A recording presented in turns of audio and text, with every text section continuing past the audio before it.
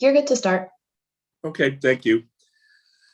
Welcome to the October 17th, 2022 meeting of the CB6 Housing and Homelessness Committee. My name is Rich Mintz and I'm the chair of the committee. Tonight we are joined by Community Associate Alex Crawford. This meeting is called to order at 6:33 p.m.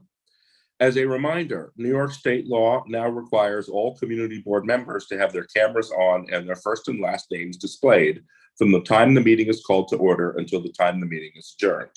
If your camera is not on and your name not properly displayed, you cannot count towards quorum. Members of the public, you can raise any questions or comments that you have through the Q&A feature of Zoom. If there is time following the committee's discussion, we will field questions from the public. We need a volunteer to take minutes tonight. If you can take minutes, please raise your hand now. It's a simple process if you haven't done it before. There's just a form that you fill out that essentially tracks what was discussed during the meeting. And I see Ned's hand is up. Yeah, I'm happy to do it. All right, thank you. Yep.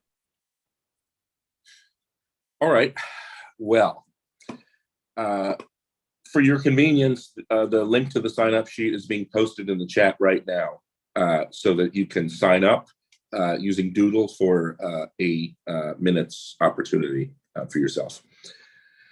We will now take attendance by roll call. Alexandra will conduct the roll call. Committee members, I will call your name and you will unmute yourselves. When your name is called, please say present. I will announce if there is quorum. Abigail Cruzmark. Rich Mintz. Present. Sandra Leftoff. Present. Maura Wong. Present. Eric Goldberg. Present. Michael Devereaux. Present. Sorry, one sec. Nad Kalani. Present. And Matthew Weintraub. Present. We have quorum. Thank you. And for the information of the committee members, Neil Barkley had to resign from this committee because of a time conflict that he has, an ongoing conflict.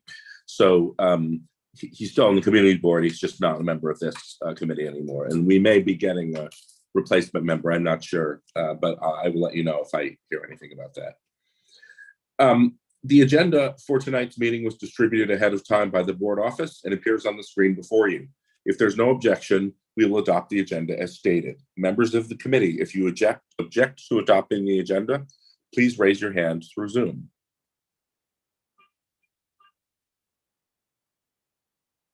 Seeing no objections, the agenda for tonight's meeting is adopted. The minutes for the September 19th committee meeting were distributed ahead of time.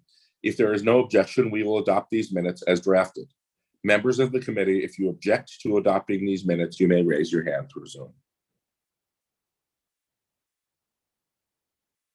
Seeing no objections, the minutes from the September 19th committee meeting are adopted and will soon be available on the CB6 website.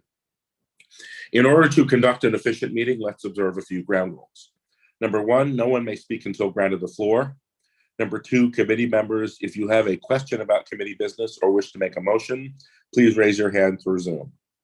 Number three, the chat function should not be used for committee business or questions about agenda topics. All such remarks should be made on the record by raising your hand through Zoom. Chat should only be used to alert us to any technical difficulties you are having or to state in writing information like an email address that was already stated aloud on the record during the meeting. Number four, when a committee member is given the floor to speak, I will identify you and you can unmute yourself so that you can speak. And finally, committee members are required by the state open meetings law to have their Zoom cameras on and your first and last name displayed during tonight's entire meeting from call to order to adjournment. If you must step away from your computer briefly, you're required to leave your camera on. So I will now proceed into the agenda. I want to let you know in advance that I'm hoping for this meeting to run a little short because I made everyone stay so long last time. In terms of a recap budget priorities that we discussed last time, I had conversations with a couple of members of the budget committee, and then put together a submission, which I shared with you in email earlier today. And that submission fed the budget committee's board-wide ranking of priorities. They appreciated the work that we did in thinking things through coherently. It made their job easier. So we're on the angel list right now with the budget committee, apparently. So that's terrific.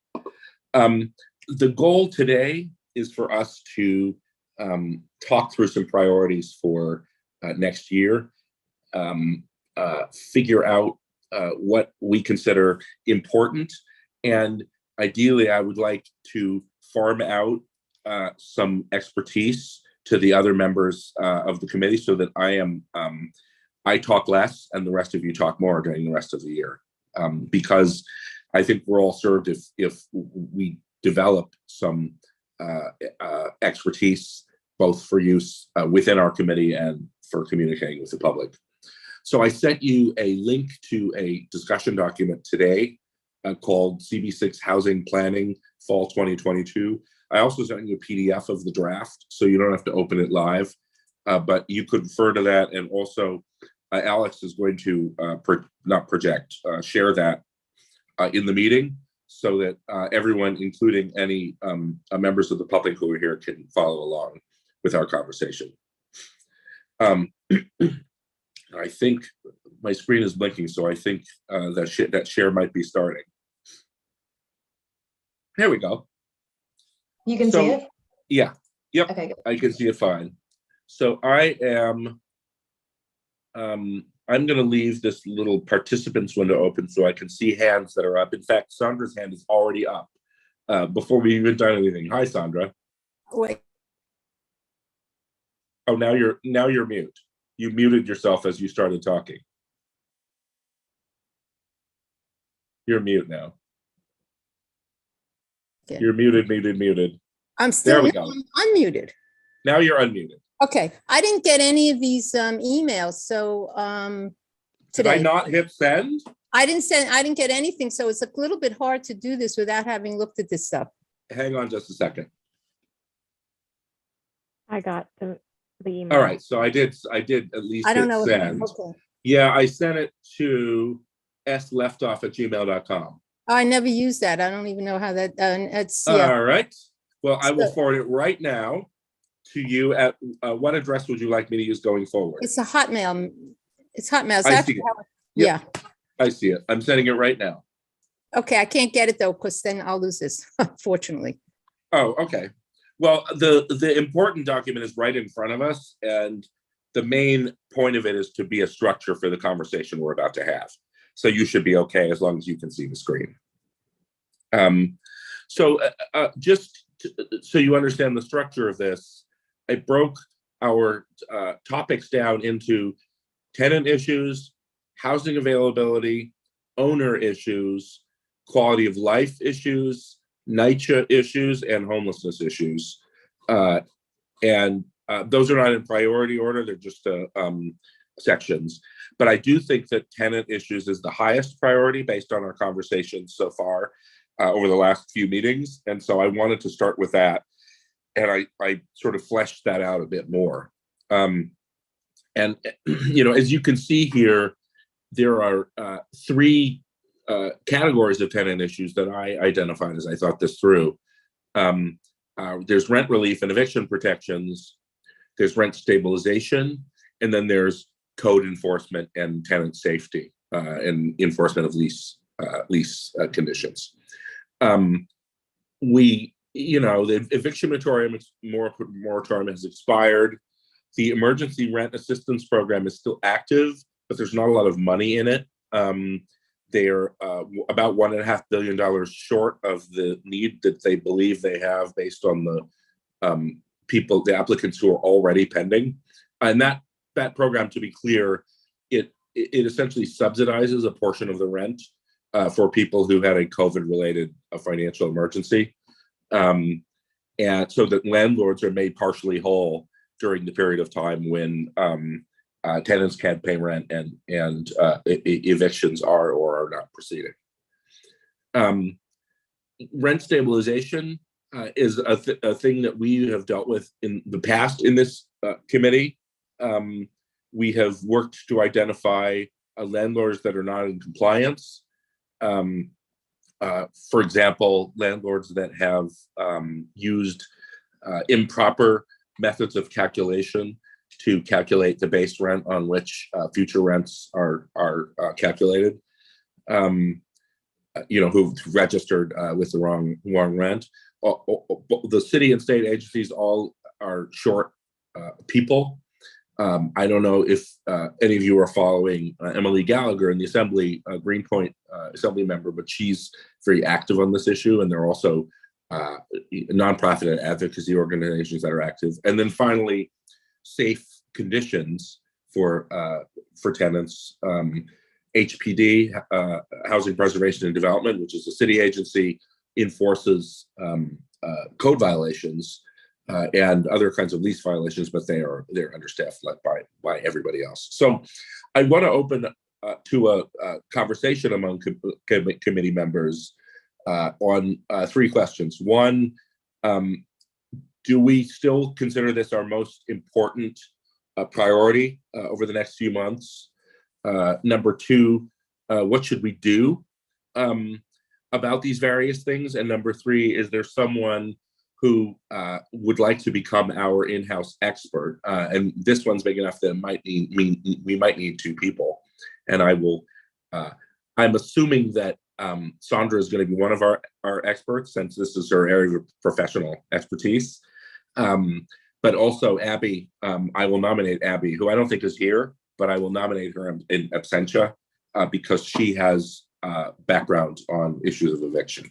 So, Alex, if you can scroll down just a little further, I listed three things that we might do: become experts on tenant issues, train ourselves on the open data portal, which is something that Sandra suggested that we do because it's a way of getting current information, statistical information about the housing situation. And then finally, as we talked about last spring, we could run a workshop or community forum.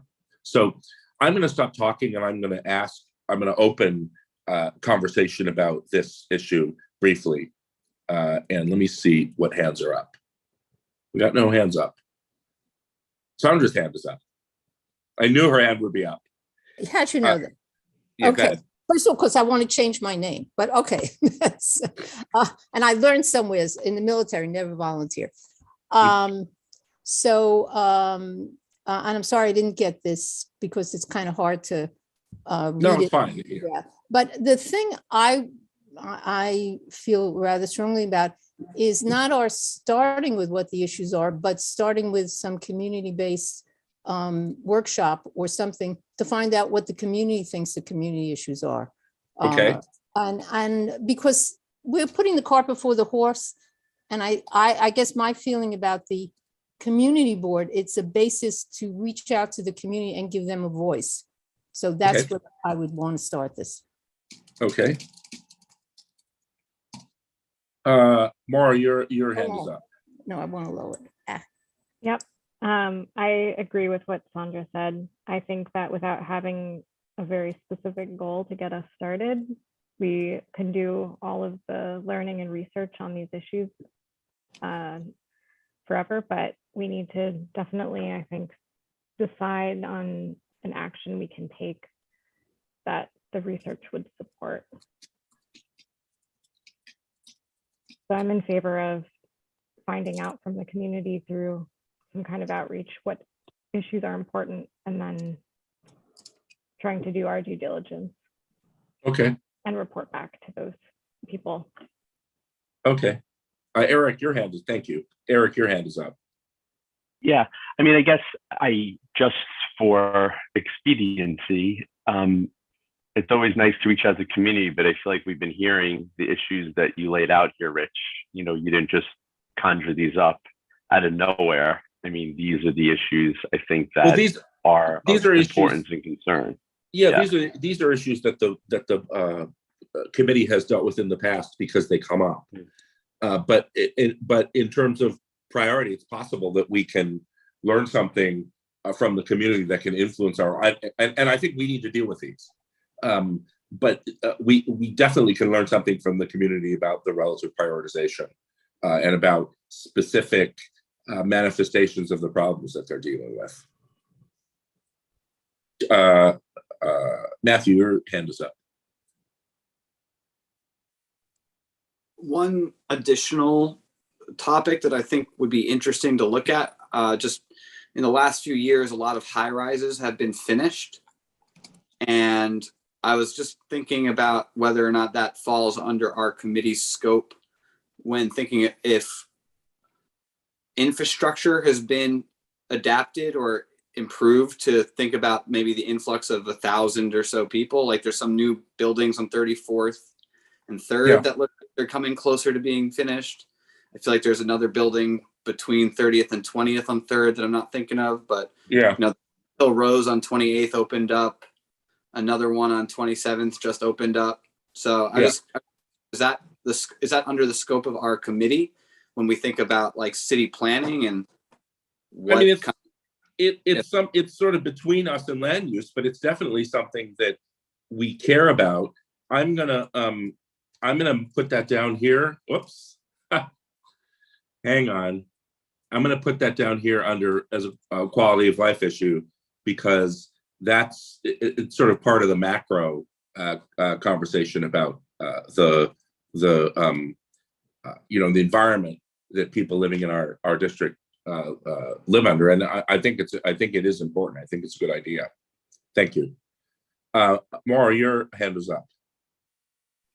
Yeah, Eric does have a good point about expediency. I think that it was even last spring that we were talking about doing some kind of forum where we share information.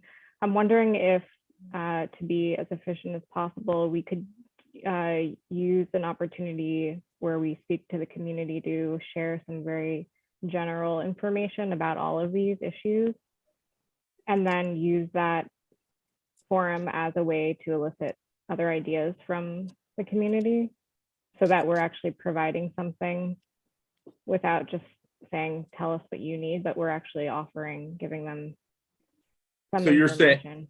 You're saying essentially go out with a sort of starting, like a primer or starting conversation with issues that we know are out there, and see what kind of feedback that sparks. Exactly. Okay. All right. Oh wait, we have more hands up. Sandra, your hand is up. Yeah, I like that idea of being a source of information.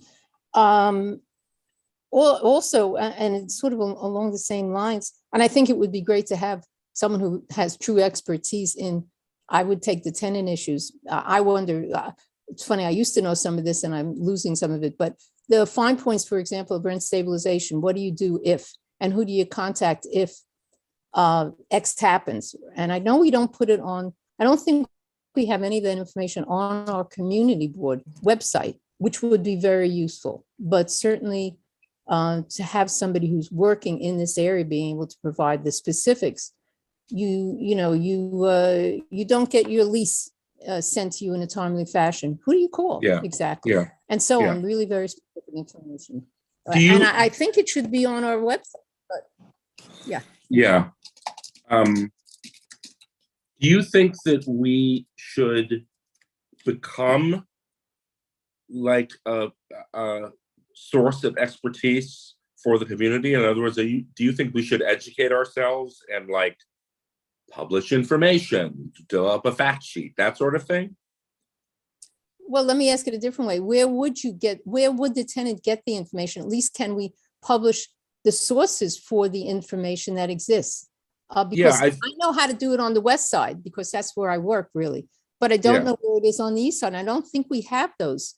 We don't have tenant organizations that I know of on the east side. Maybe we have one or two, but where do we get the information? And I think that would be great. Which means I think Yeah. we need to do some research. Yeah. And figure out what the questions are, sort of what are the areas of concern. Again, this comes back to the cart before the horse question. Like, there's some questions we know tenants have, and other questions that we will elicit if we have a conversation with members of the public. But we definitely can think about the questions that we know people have and figure out what the path is to get answers to those. So yeah, that sounds good. I want to make one more point. I think we then Yeah. should maybe be working. The one that strikes me is we should be working with our city council folks who might Yep. be really good resources on that. We should work with our city council folks and also with the advocacy organizations like ANHD, what is it, Association for Neighborhood Housing Development. Hang on, let me type. I can't type and talk. City council members. It's like okay. Thank you. Matt, your hand is up, and then Sandra, I'm going to ask you about the open data portal. So to build on what I mentioned before, one question I had was, it's related to one of the issues that's already on the scope or on the agenda, was, does those high rises being finished affect the market rate for renters? That was one thing I was wondering. I feel like that would fall under our area. And then one idea to build off Mara's comment about soliciting feedback from the community. I think a really effective way to do that in an equitable way would be to use those pylons that people can charge their phones on, and also the link NYC installations. Yeah. It could be as simple as just creating a QR code that links to the resources that Sandra was mentioning. On the community, just as they're walking by, be like, hey, we're looking for feedback, just scan this real quick, and like maybe it would bring them to a Google form or a simple Google form. That's a very good idea. So I mean, we have an office that loves sharing information out to the public, so we can already reach our existing email list, but that is a way to reach people that we don't currently have any relationship with. I think it's a very good idea. Yeah, because that's how I learned about the community board in the first place, was through one of those pylons. So there you go. All right, very good. All right. Sandra, do you mind if I make you talk again? Because we had a side conversation about city open data, and I was wondering if you might want to share some of that with the members of the committee. Oh, well, I used to, I teach I do an internship in housing community problem solving at John Jay College. So my students are all of the city, and we have had a couple of workshops in the open data portal, specifically on housing. And depending on what you want to find out, there's this wonderful thing that just fixed, I don't know if you folks know it, set up a system where you could check on your landlord, you could check on all the, check on what else the landlord owns, what are the, what are some of the problems in the buildings, et cetera, et cetera. You can get, you can do all your little spy work, which is kind of fun. But open data, of course, is a city is I would say apparently transparent, but not exactly. But they're putting all sorts of data online about in housing, right? So you want to know what the where a NYCHA housing is, what are some of the issues, et cetera, all kinds of information on housing that you can get from open data.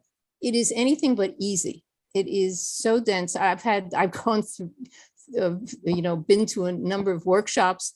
I feel like I need, workshop 1 again, but it's very useful when you can get into it. And I think it would be very useful to us to hold to have a workshop specifically, and maybe for other housing committees in the city, in Manhattan, specifically on housing issues. I know Jesus sent something on in general, workshop on open data, but they can do it much more specifically. Who's the they? Is it Beta NYC? You know, I used to, when I was doing it again before COVID, I located people who would do it basically for the college who were not working for NYC, but they were probably, okay, there's something called Housing Data Coalition, which some of Okay. you may be interested in, which is a group of incredibly talented young people who are doing all kinds of data, using data to develop housing policy. They meet once a month. I think what I did was tap into them to find the people to do these workshops. And I think Yeah, give them some this feedback. is- They're great, but I don't think they came from .gov. I'd have to check my records to find out. Yeah, they're that seems like a good group to get connected to, and I can reach out to them. I can send you the emails too. I get the monthly emails from them, so you have the contact resources starting with that, unless you know somebody there. No, I mean, honestly, I probably do know somebody there who I don't know that I know, but we'll find out. Okay, Yes, and I if you think would it was share the through- email, that would be terrific. I think it was also through Just Fix, because I knew the person then who was really developed it, who really had all the contacts to do that kind of workshop. So And that, then yeah, there was a housing justice organization that we worked with a year ago to try to chase down landlords that were monkeying with their rent stabilization. Sorry, I'm getting old. Their rent stabilization registered rents, and we should add them into the conversation. All right, these are some good ideas. Sandra, can I count you as the lead person in this area of expertise? change my name. Yes, go on. Yes, Huh? yeah. Yeah. All right. What am I Good. doing? Well, I would just Oh, am I like the lead person? Yeah, but then you're going to get my take on things. That's I probably should work with somebody because I have my own ways of seeing things, all right. and that's So how I'm it will gonna- come out. So Pending the approval of the vice chair, I'm going to put the vice chair, Abby Kruzmark, in here alongside I you. want to say, Matthew, I loved your idea.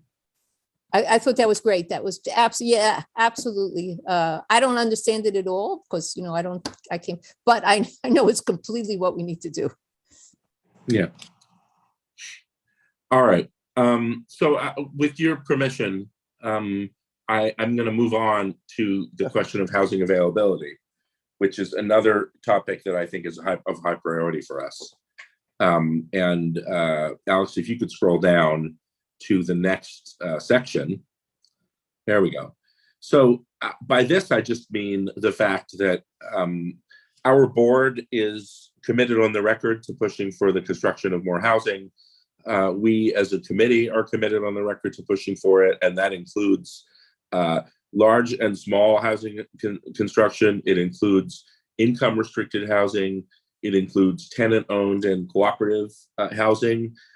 We've talked about senior housing, and then finally, it includes market housing, which doesn't really help with affordability, but helps with volume. And one of the factors influencing the increase in rents is a lack of supply. It's not the only factor, and we could have a big fight over how much of a factor it is and what the impact is of building more market housing. I would rather that we do that on Twitter than spending committee time. But I mean, it is a topic that we should probably have a conversation about. That is, when new housing is built, does the desirability of the neighborhood increase the rents by more than the filtering effect of having more housing available decreases the rents? And that's, I mean, it's sort of the underlying question of quote unquote gentrification. And while I don't think we can come to any conclusions, it is a good thing for us to have someone speak to us on. maybe we could get a speaker from the Furman Center at NYU, which tracks the New York City rental market, if we can find someone who we think is politically neutral. But in terms of this topic, Sandra, I'm going to take your name off because I'm not going to make you do everything in the world. I would kind of like there to be someone on our committee who wants to become the expert on housing growth in the district. And I would like it not to be me, because you hear enough from me already in the course of the year. And I'm wondering if there's anyone who's interested in this topic or has personal expertise who would like to learn more about the levers that are available to encourage housing to be developed. And Eric, I see your hand is up. Sure. If you're looking for expertise and interest, you may have to look elsewhere. But if you're just looking for interest, my hand is up. Interest is great. I love the fact that you are a shadowy presence in your. Yeah. There we go. All right. Charging my laptop, so not in the best spot, but yeah. I will. I'll put your name on here. We can have a follow-up conversation about what exactly would be the best way to educate yourself. But I'm wondering what the committee as a whole thinks about this as a topic for our focus. Are there any ideas that you have about things that we could do to encourage housing to be built, other than simply voting yes on projects that come to us, which there aren't very many? Like, for instance, should we be advocating for senior housing in any concrete way? In a previous year, we told the city that we would work with city agencies to find a site for senior housing, but nothing ever really came of that, as far as I know. Do we have an opinion on zoning reform, zoning liberalization, that sort of thing? I'm gonna stop talking and see if anyone has anything to say. And hey, Rich, one point, and you may have just covered this, but Brookdale, you probably saw there was a big announcement this week about Brookdale. Yeah, and I'm glad that I'm glad that we're going to get assuming it happens, I'm glad that we're going to get a research campus, but I think it's a missed opportunity to create 1,000 units of housing on that site. But everyone, I guess everyone's got their priorities. I don't think it's a bad thing. It's better than the depressing, disused campus that we have now. It'll invigorate the neighborhood. But we had the Beth Israel sale of the Beth Israel Hospital, which was going to happen 2 years ago, and then COVID derailed it.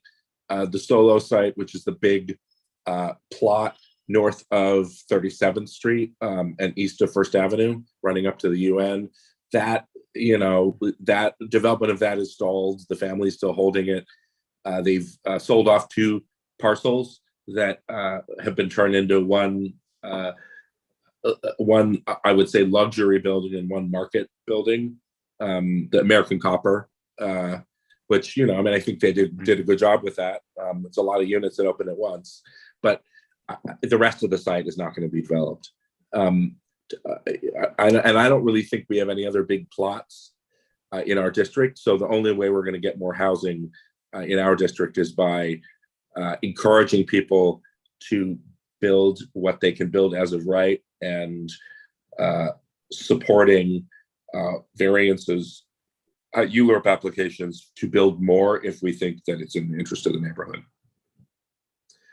Any other thoughts on the topic of housing availability? Sandra, and then Maura. I just have a question. One is, what does it mean to encourage development? I don't understand what then the housing committee's role would be in that. We don't have any. Yeah, we don't have an administrative role. I think encouraging development is not the thing that we would do. It's the thing that we want. I guess it is. It's the question is really, are there actions we can take that make it easier for people who are in a position to build housing to build housing? I mean, that's really the question. Like, if legislation comes to the floor that might make it easier, for example, that would lift the height limit in buildings like the one on my corner from 20 stories to 30 stories, for example, like, should we support that? Zoning reform is a topic that, I mean, it's a big topic. I don't think anything big is going to happen, but there might be incremental rezoning conversations that happen that we can be part of. But I don't really know. Like, I'm open to ideas from the members of the committee. And one other question, does the community board get informed of the potential buildings that are being planned? Is there any, how does that? Well, no. work? I mean, if something can be built as of right, meaning they don't need any special zoning permission, it's within the rules for a building on that site, the company just has to apply for a building permit and it will be granted. And we don't hear about those in any official way because we have no role in approving them. They are just approved ministerially because there's no debate. I do follow the gossipy real estate market websites that announce every project as it becomes as the permits are applied for, and so does Jesus. There have been times when Jesus has told me about things that I didn't know about, and I watch pretty closely. So the answer to your question is no. There's no formal. We don't get notified of things that we have no control over, but we should keep our eye on it, right? Right, that's like we just heard, they're going to build an apartment building, going to tear down all the bunch of buildings on 3rd. I live right there between 20th and 21st. There are little buildings there. They're going to tear them down and put up I don't know how many story building. Wait a minute. Where do you live? Can I see your apartment out my window? I'm on a rent stabilized apartment on Gramercy Park. That's why Okay, so you're like half a block off. Yeah. Do you know Okay. which block is that? 3rd between 20th and 21st? Yeah, they're putting it up. I'm on Gramercy Park East, right? So they're putting it up between 20th and 21st on the west side. And so there are a bunch of little shops there. What is that? Is that Warshaw Hardware? I'm trying to remember. Warshaw is the only one that didn't sell. It stopped at Warshaw. The rest all sold till 21st Street. But we're only hearing by rumor, same thing you said. Now, and you think, do we have any? Of course, we have no say. I get what you're saying. Yeah, we want to say in it, but I understand. I mean, that's a whole other fight. Like to reform ULURP to give us more power if we wanted to do that. I think we should probably have a conversation with city council member about how they find out about these things early in the process. Because if there are other ways, it would be great. Maura, I see your hand is up. Do you want to go? Sure. Just a reminder to all of us that our number one budget priority this year is more affordable housing. So I think we definitely need to be doing something in this regard. That's for affordable. Yeah. I think that your idea for having someone come speak to us might be strong. But what I'm wondering is if we have someone from the academic side, but also potentially invite developers who are doing this work to come for a conversation between the community members, the developers, and then the people who have been doing the research behind all of it. Yeah. I mean, I would be interested to have someone who is putting up a building like the 20-story building that just went up on my corner of 23rd and 3rd to speak to us about what the challenges are in moving a project like that forward. Because, I mean, even if there aren't administrative challenges, there are lots of logistical challenges. There must be logistical challenges that keep people from opting in to do that work, because there are sites that don't get built. And I've always wondered why. Like, I don't know if you've played the urban simulation game Cities Skylines, but if you do, you zone something, and essentially, if the economy is strong, buildings will be built up to the full capacity of what you zone, and we don't get that here. So I'm curious about that. Maura, in terms of affordable housing, are there specific things that you think of that we might do to encourage the development of more income-restricted housing? I don't know. I'm not putting you on the spot. Yeah, I'm just no, asking if because you have we don't something in have mind. any legislative chutzpah. I don't know what we can do other than to just keep pressing people Yeah. who do have power to make decisions. I don't know. It's something I want to think about more, but Okay. I think it would be good for us to be able to stand behind an action, since it is our number one priority. Okay. Yeah, I'm gonna note here that this is our number one priority. And Matt, I see your hand is up. Yeah, I'm just wondering if we could maybe get some insight to what inflates the market rate in the first place. Like, Airbnbs are technically, right, they're not allowed in Manhattan, but they still exist, so how is that being enforced? How many unlived in apartments are there, right, in creating maybe more scarcity than there should be? Those are just some questions that I've had rattling around in my head. Yeah. Does anyone remember, did that bill that would have required a census of vacant apartments pass? That was part of Carlina Rivera's package. Let me just Google real quick.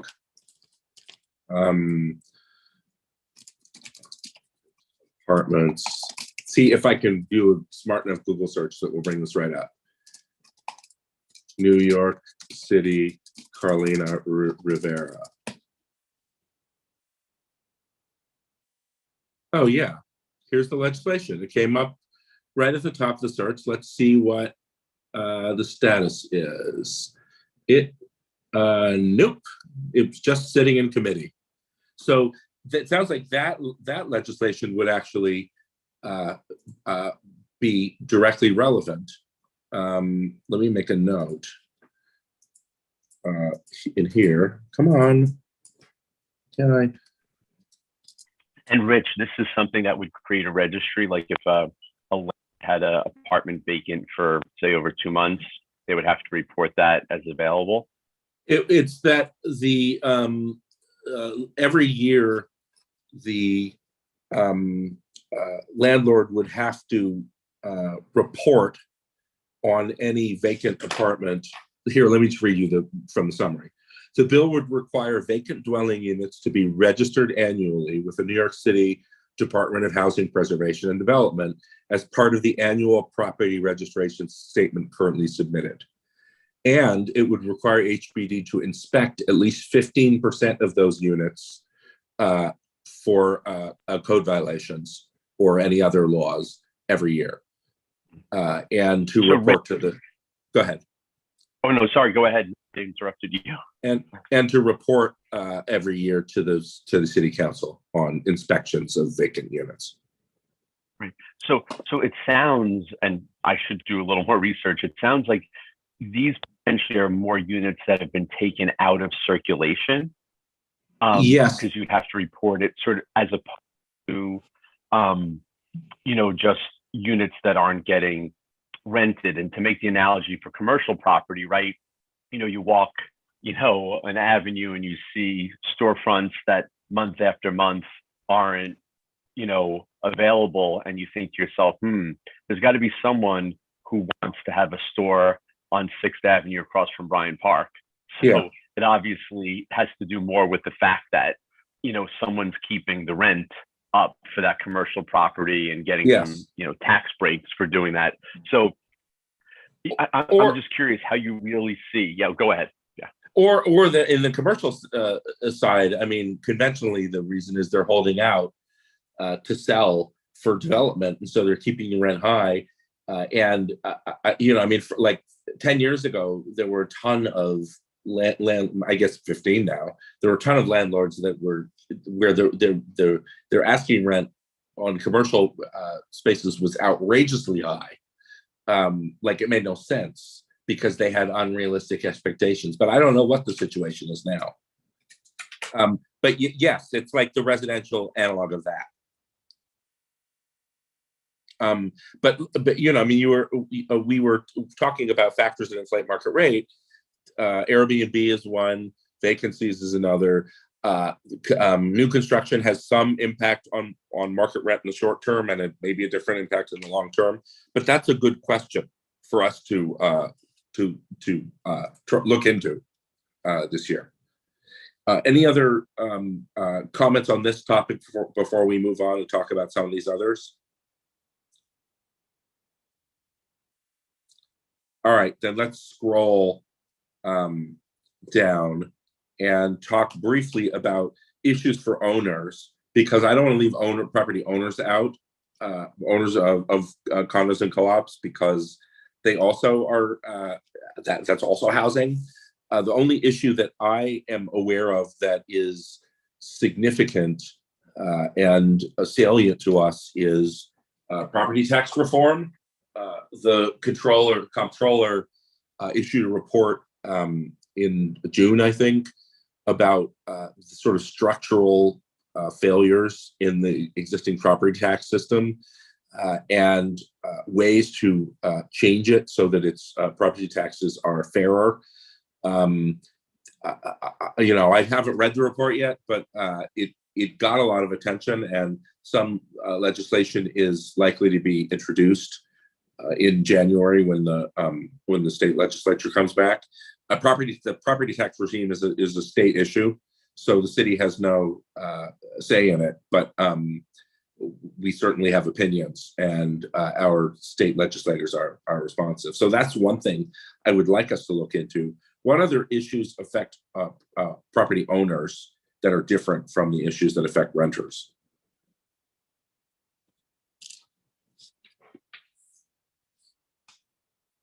Matt, your hand is up.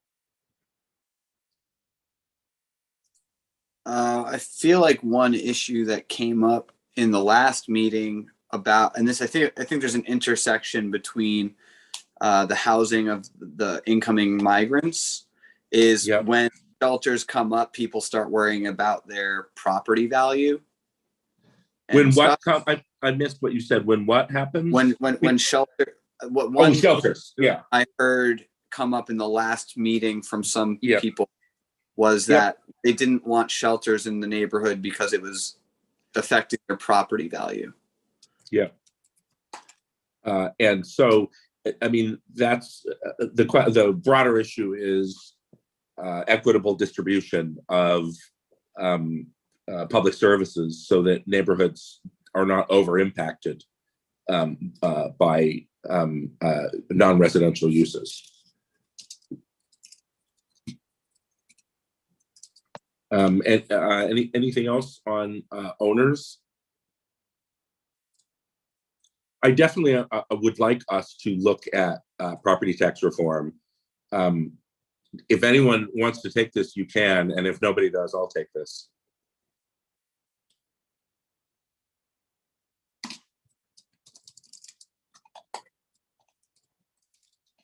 What's wrong with this? Okay. All right. Let's talk about quality of life issues, which is sort of a side topic, but I wanted to bring it up anyway because it's related to housing. You know, Matt raised the question of infrastructure. There's also all of the issues that we hear about all the time now, like garbage, restrooms, which is a priority for us. Underserving the street homeless population, which leads to other issues. Are there any specific quality of life issues that you all think we should either deal with ourselves or surface to other committees? And not a challenge, I'm just asking.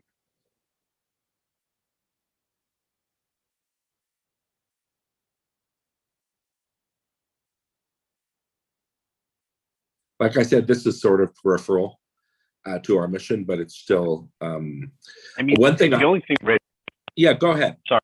Oh, and I don't know if we're raising, just so sorry to jump in. Was, I do think that transportation obviously is the housing space, and the idea of Can I stop you, because you're cutting off, you're intermittently cutting off, so it's hard to follow what you're saying. Let me one more chance. Oh. Still cutting out. Okay. Yeah. I'll do a note after. Okay. All right. Or you can type in the chat, and I'll read what you say into the record if you want to.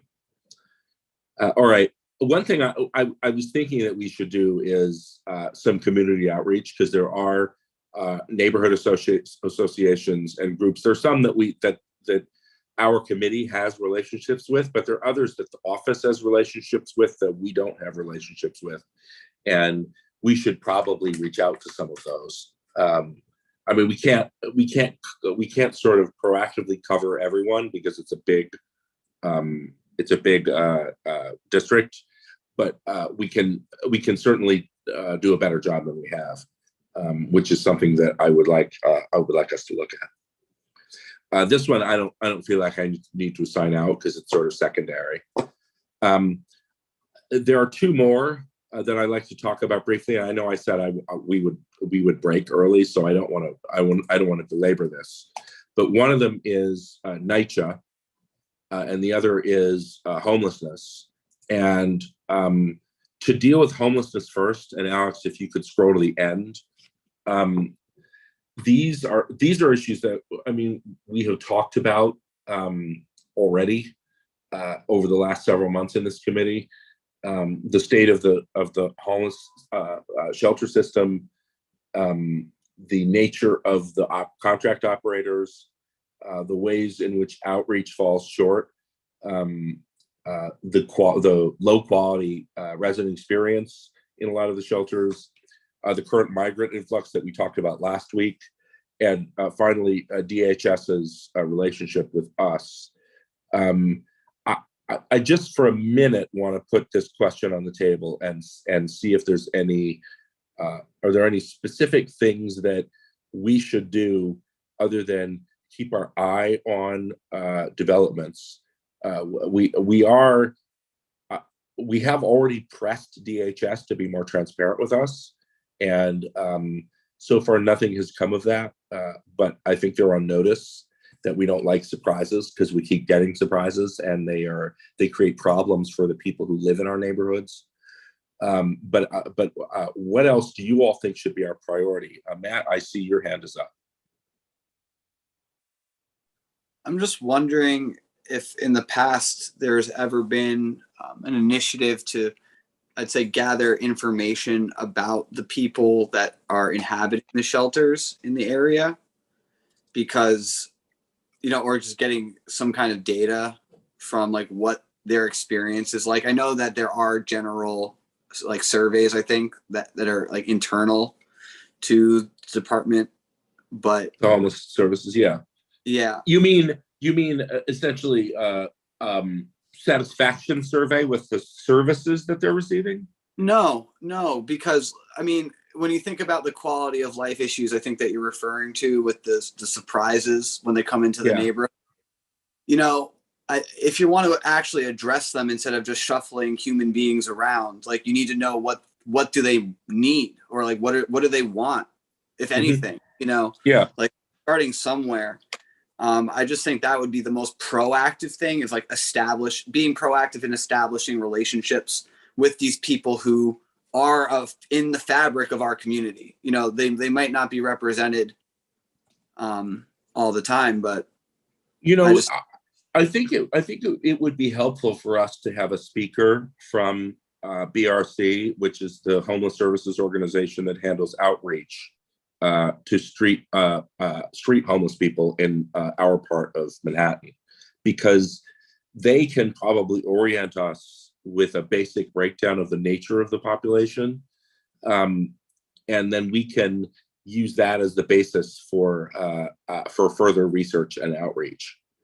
Unless someone objects, we should have a relationship with them anyway. I've talked to them before, but not about this specifically. So I'm going to make a note.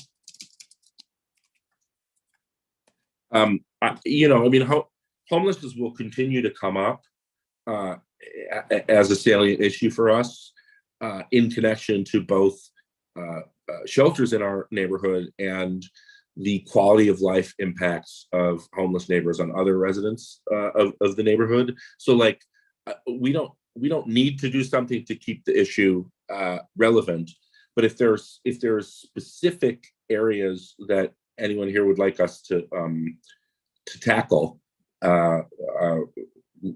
let me know either now or after the meeting. And Sandra, your hand is up. I have probably it's about the DHS and its role and how we relate to them. Because one of the things that struck me, I think, in the last meeting about the hotel was somehow DHS had dropped out of the picture, which seemed really disgraceful because it seemed like it was a commercial deal between DHS and a hotel that needed the money and couldn't really solve the problems. And there's something, it just seemed to me there's something wrong with the system that can happen. So I think, go ahead. Go ahead. No, it's like, I don't know what we can do as a community board on it, but somehow they have to be held responsible for making choices that make sense. And it's a three-way deal among DHS, the building owner, and a contract shelter operator. And what DHS seems to do in these emergency contracts is they have a list of buildings that are available and that are roughly configured in a suitable way for living, typically hotels. They have a list of contract shelter operators that have been vetted, and they try to pair them up to create a short-term shelter when they have a need. It's not an ideal system. And I think one of our long-term goals should probably be to push for more funding for the construction of long-term safe shelter facilities that are purpose-built, like the one that we had a ULERT for in the on East 45th Street, New Providence, like 8 months ago, maybe, where they knocked down. They're going to knock down this crumbling old women's prison and build a 22-story modern facility with homeless shelter and supportive housing. But yeah, like it is true that DHS takes a back seat as soon as the deal is made. They do the wedding, but they don't come along for the honeymoon. But was anybody at the honeymoon except the hotel owner? For the one that we did, the Marcel. Who was the support service group? Maybe I missed it. Acacia is the name of the operator. And so when we've done calls, for example, with the Marcel, Acacia, DHS is there, Acacia is there, and there may be someone from the landlord there. It's not clear to me who pays whom of all the people who are involved. But I think the landlord is mostly behind the scenes dealing with Acacia. The landlord is involved. For instance, in the Marcel, the landlord's the one who blasted a doorway between the lobby and the restaurant so that people could move back and forth without going outside, because the restaurant space was also in use. But yeah, it's mostly the operator. I think you're right that one of the questions for us is what kinds of standards are enforced on the operations of these facilities once they open. That's a great way to put it. That's it. Okay. Yeah. All right. I'm asking this not to twist anyone's arm, but if there's anyone who would like to learn more about the shelter system and how it operates, to be a counterbalance to me, who I already know too much about it. You can raise your hand either now or after the meeting. I would love to share some of that responsibility. Nad, your hand is up. I'm happy to learn more about that. It sounds interesting. I don't know much about it, but I'm interested. So, all right. Thank you.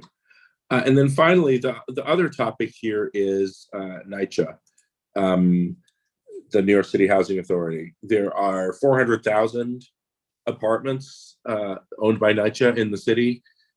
They house about 5% of the population of the city. It's a huge system.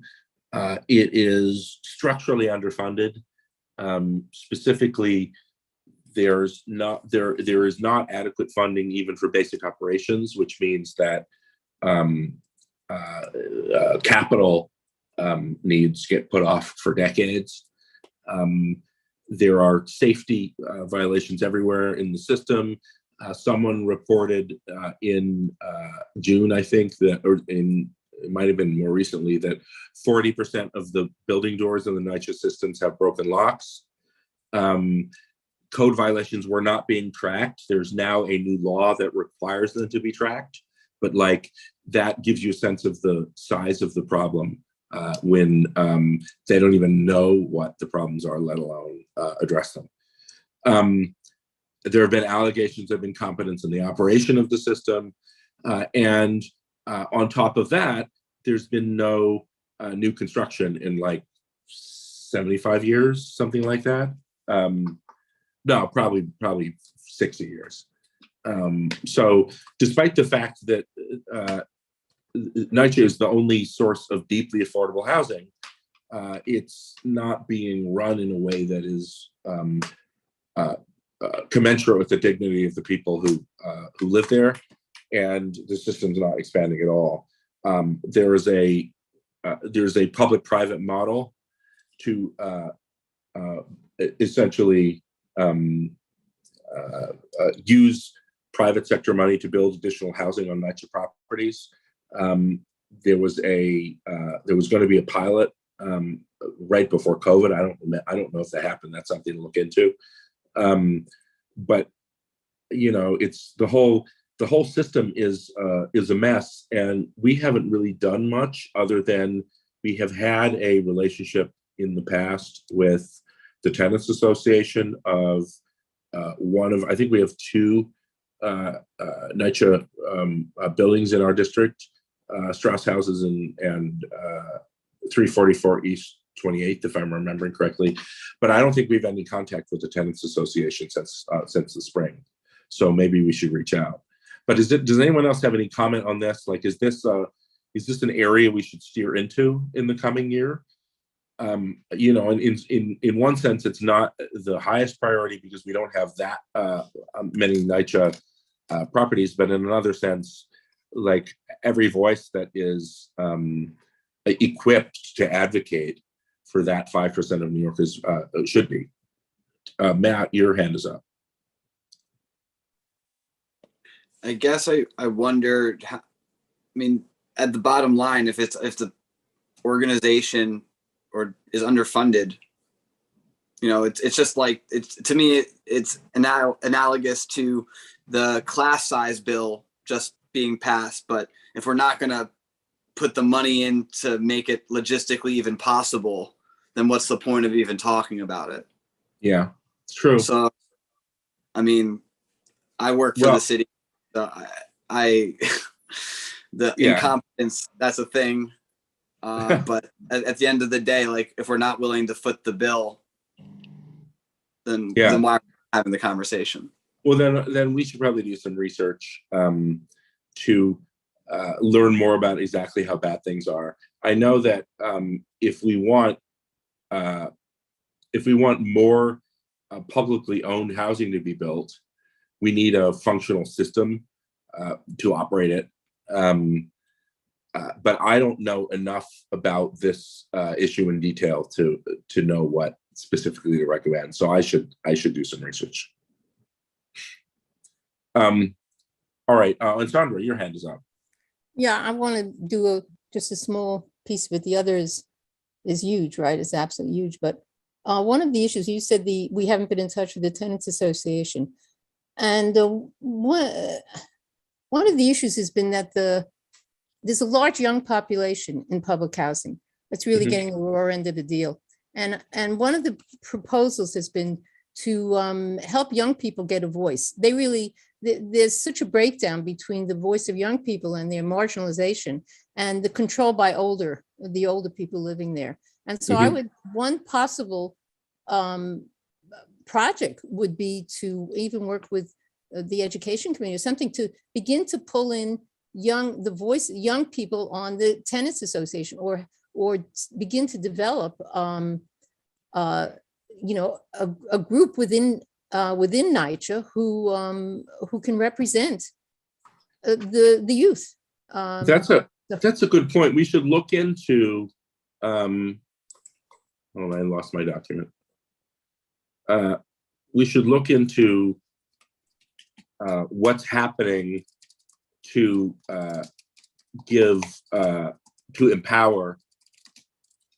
politically empower younger voices from within the NYCHA resident population.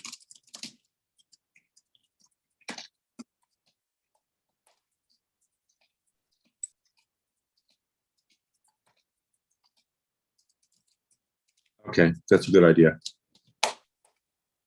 Just to Matt, build on that, I have some students that live in the NYCHA housing, and I could just ask them to get the ball rolling if they can talk to more of the people in their buildings, more of the youth buildings. I'm also on the youth and education committee, so I could kind of be a conduit. What age range are your students? I teach high school. Okay, so they're like old enough to be incipiently politically aware. Yeah. Yeah, that's great. That's great. That must be fun and also extremely frustrating. Yeah. I just want this, where are you working? I think it's a secret. Yeah. Okay. It's a secret? Okay, never mind. Yeah. But that's Totally. terrific. I'm sorry, I love that. Yeah, that's good. That's good.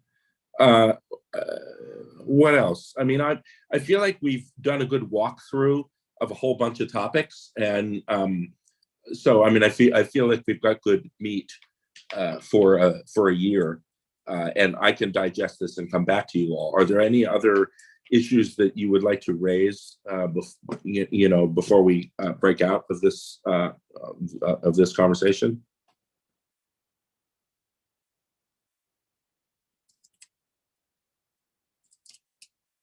All right, I see no hands. So I'm going to close this topic and move on to old and new business. So if any member of the committee has any old or new business, hang on just 1 second. My computer froze up. Wait, we have a question from the public, which I'll address before we go on. Kristen Martinez Jones says, are there any homeless shelters or hotels are there any new hotels that are likely to convert to homeless shelters? The answer to that is we don't know until the deals are done between the Department of Homeless Services and the shelter operators and the buildings. We can ask for information on ongoing negotiations, but we may not get information. And I'll bring this up with the office. They tend to keep negotiations confidential so that they don't mess up the negotiations. I do know that DHS is aware that we feel like we have a somewhat disproportionate concentration of services right now in our district. And so they probably are looking to not add any more in the short term, but we don't have any concrete information. So, all right. So if any member of the committee has any old or new business, please raise your hand. I see no hands raised. And in light of that, I will entertain a motion to adjourn. I'll make the motion to adjourn. Sandra moves to adjourn. This motion does not require a second, and if there are no objections in the next 10 seconds, we will adjourn the meeting. All right. Thank you all. The meeting is adjourned at 7:42 p.m. I appreciate your participation tonight. Thank you.